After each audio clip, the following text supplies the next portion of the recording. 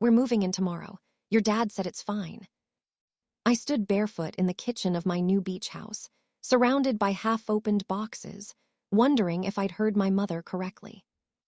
Moving in, I asked. For how long? Mom laughed. Malori, I mean asterisk moving an asterisk. The truck will be there tomorrow morning. My stomach tightened. What about your house? We sold it. 2 words, completely casual. They had sold their home without telling me and apparently decided that my house, the one I had bought with my own savings, was now theirs. Mom, you never asked me.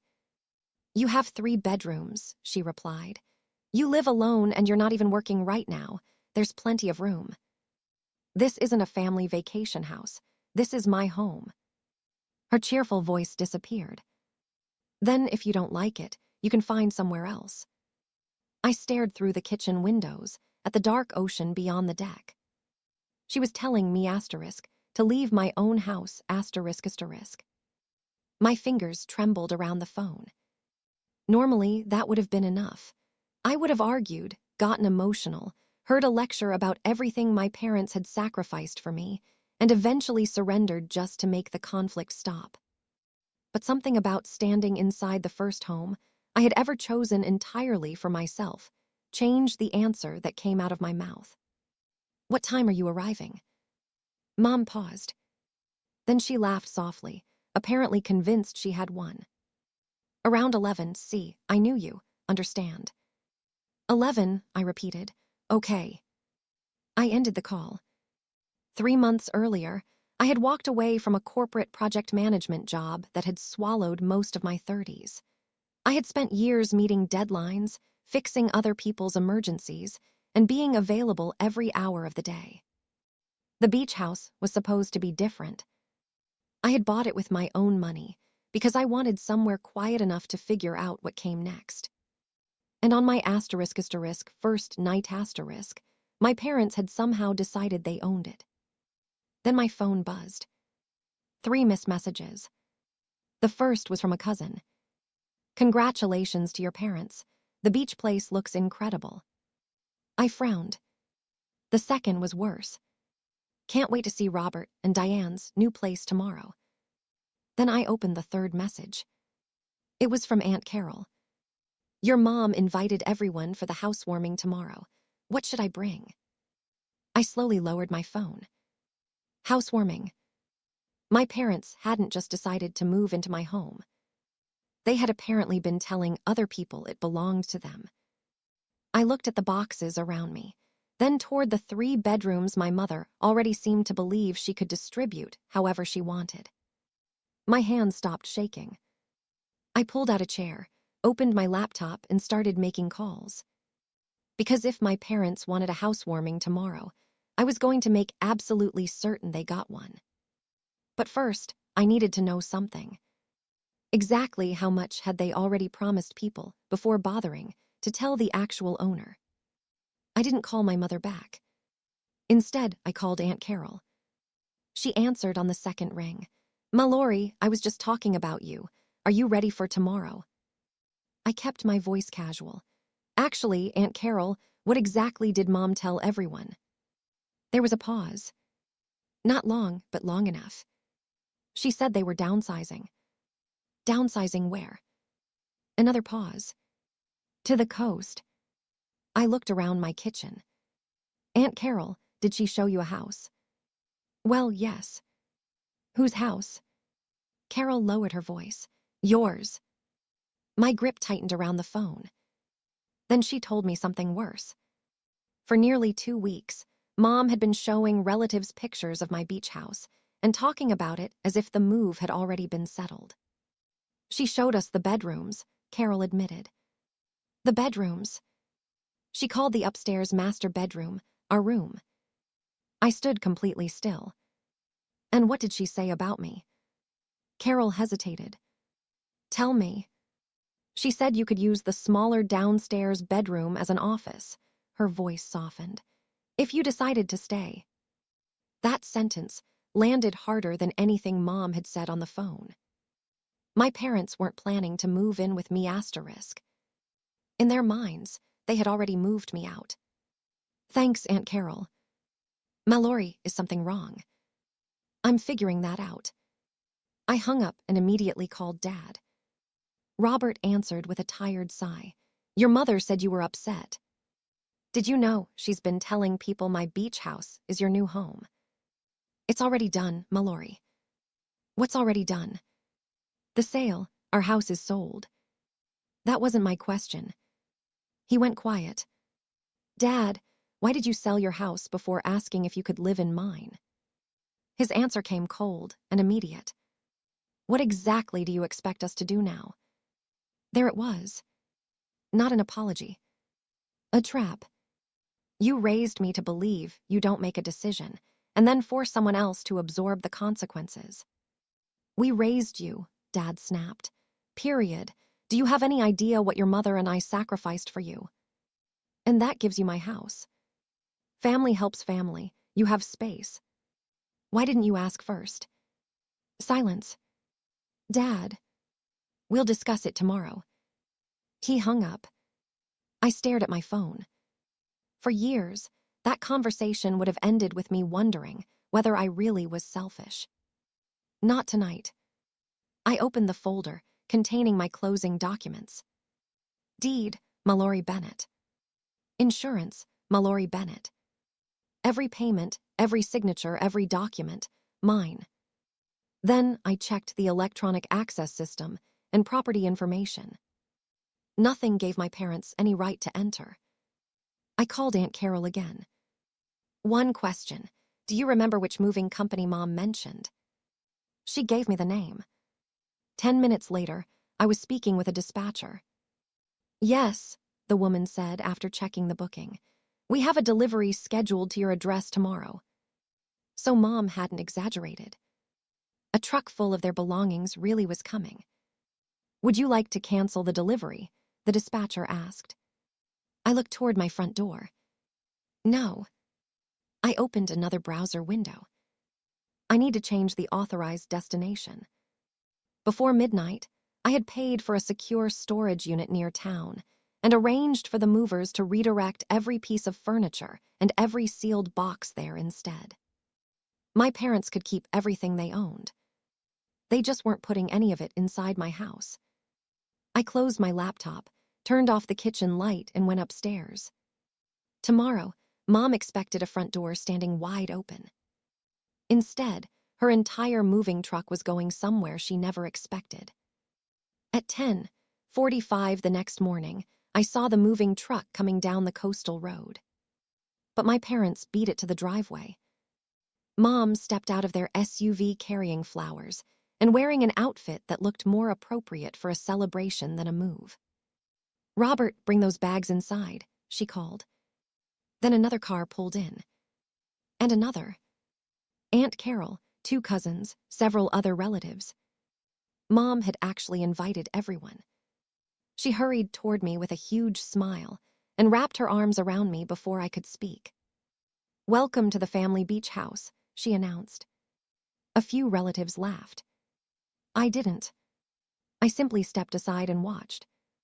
Mom walked onto the patio like she was conducting a tour. We'll take the large bedroom upstairs, she told Carol. Robert needs the ocean air. Dad nodded, as though the decision had been made months ago. Then Mom pointed through the glass doors toward my living room.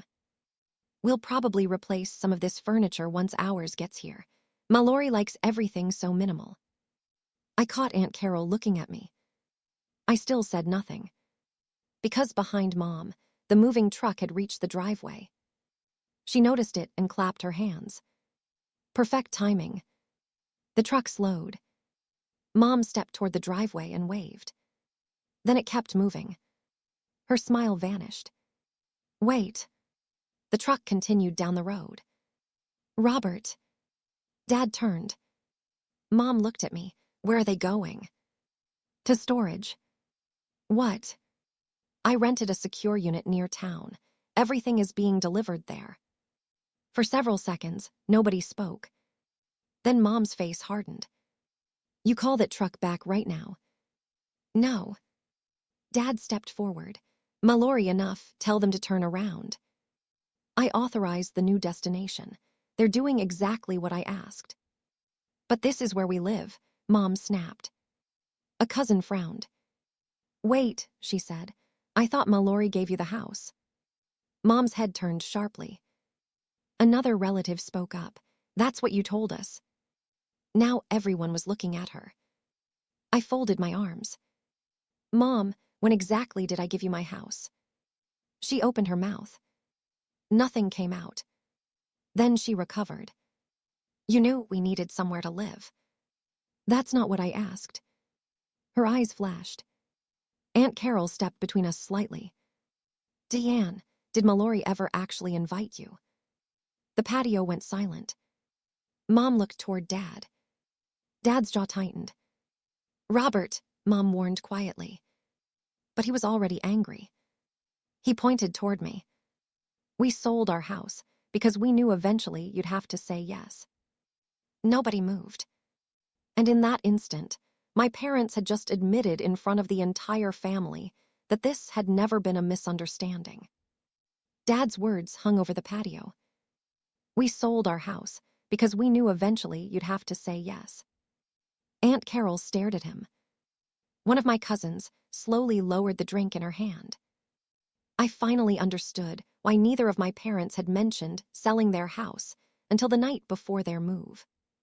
If they had asked me first, I could have said no. So they had removed the question.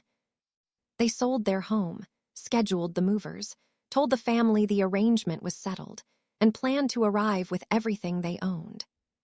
Then I was supposed to look at two parents with nowhere else to go and surrender. Mom stepped forward. Fine, maybe we should have handled it differently. But what do you want now, Malori? Are you seriously going to make your own parents homeless while you sit here alone in a 3-bedroom beach house? Usually, that sentence would have worked. But this time, everyone had heard Dad admit how the situation had been created. You're not homeless, I said. Mom scoffed. Where exactly do you expect us to sleep tonight? Somewhere you choose, and pay for with the money from the house you just sold. Dad's expression changed. I walked inside and returned with the folder I had prepared that morning. What is that? He asked. My closing documents. I opened them on the patio table. This house is in my name. The deed is in my name. The insurance is in my name. Every payment connected to it is mine. Mom barely looked down. We know whose name is technically on it. Technically, I looked directly at her. There is nothing technical about ownership. Dad extended his hand. Give me a key, Malori. No. His hand remained out. We're your parents. And this is my home. Give me the key. There isn't one for you. Mom suddenly turned toward the front door. That was when something clicked. She walked straight to the electronic keypad and began entering numbers. I stared at her. She already knew an access code. Or at least she thought she did. The keypad flashed red. Mom tried again. Red. What did you do? I changed every access code last night. Her face snapped toward mine. I also notified the property manager. I'm the only person authorized to grant access. You locked us out. No, Mom, you were never moved in. She stepped away from the door, her confidence finally cracking. You planned this. You announced you were taking my house. I protected it. Dad looked down the road, where the moving truck had disappeared. Their belongings were gone. Their assumed access was gone. And the relatives they expected to celebrate their new beach home were now standing there watching the entire story unravel. Mom's voice rose. After everything we've done for you, you're humiliating us in front of the family. I didn't invite them. That stopped her. You did. I looked around at everyone. And there's still one part of this, housewarming, everyone needs to hear. I had barely finished when Aunt Carol interrupted. Wait. She turned toward Mom, visibly confused. Diane told us Malori asked you two to move here. Mom's face went completely still. Aunt Carol's words changed the atmosphere completely. Diane told us Malori asked you two to move here. Mom looked around the patio, but nobody came to her rescue. I closed the folder on the table. No, I didn't.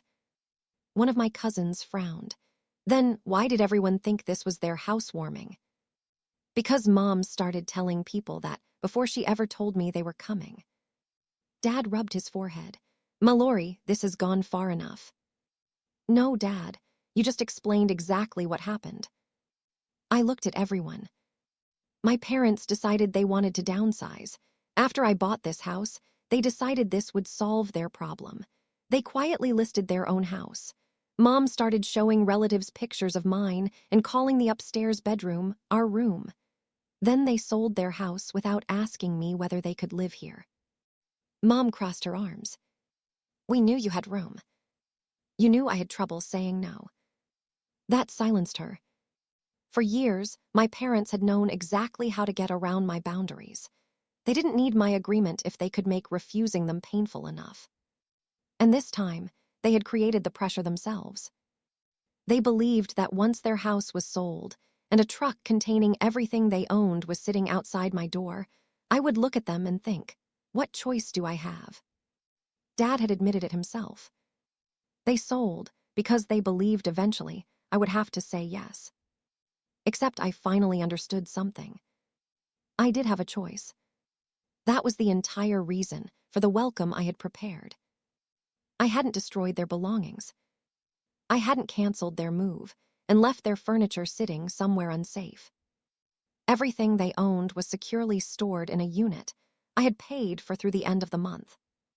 Their money from selling their house was still theirs. They had enough resources to arrange temporary accommodation and decide what they wanted to do next. I had simply removed the leverage. Mom stared through the glass doors into the living room. You've changed since you quit that job. I have. She looked at me. That's not a compliment. It doesn't have to be. For years, keeping peace with my parents had meant giving them whatever they wanted once the pressure became uncomfortable enough. I had quit a career that had consumed most of my 30s because I was tired of living like every demand from someone else automatically became my responsibility. This beach house was the first major thing I had chosen entirely for myself. I wasn't surrendering it on my first night. Dad's anger finally softened. He looked toward Mom, then back at me. Could we stay for a few weeks? No. His eyebrows lifted. Just until we find somewhere. I understand what you're asking. The answer is still no. Mom shook her head in disbelief. You have 3 bedrooms. This was never about whether I had space. I pointed toward the road. If I let you move in after you sold your house specifically to force my hand, then all I teach you is that this works. Nobody argued with that. The housewarming ended quietly after that. The relatives who had arrived expecting food, laughter, and a tour began leaving one by one. Nobody congratulated my parents on their new home anymore. Aunt Carol stayed behind. She helped Mom and Dad find an extended stay rental nearby for the immediate future. Their furniture remained in storage. Their suitcases remained in storage. And instead of retiring rent-free beside the ocean, they had to use part of the money from their house sale to pay for somewhere to live. Mom left my property, carrying the same handbag she had arrived with. Before getting into the SUV, she looked back at the beach house. Then she looked at me. For once, there was nothing she could say that would change who controlled that front door. She didn't speak to me for several weeks. Dad eventually called. Our first conversation was awkward, but I made the boundaries simple.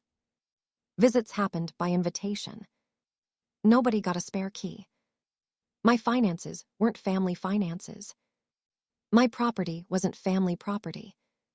And nobody would ever again make a life-changing decision on my behalf and expect guilt to force me into accepting it. Months later, Mom and Dad rented a smaller place several miles inland. Our relationship became more distant. But strangely, it also became more honest. When Mom wanted to visit, she asked. When Dad wanted to stop by, he called first. And when I said no, the world didn't end. I stayed in the beach house. I turned the downstairs spare bedroom, the room Mom had said I could use if I decided to stay, into the creative workspace I had wanted from the beginning. Sometimes I still thought about that first night. I had arrived believing the beach house would simply give me somewhere quiet to recover from the life I had left behind. Instead, within hours, it forced me to confront the pattern I had carried with me. My parents arrived expecting me to welcome them into my house, but the welcome they never forgot was discovering that my front door finally had a boundary they couldn't talk me into opening.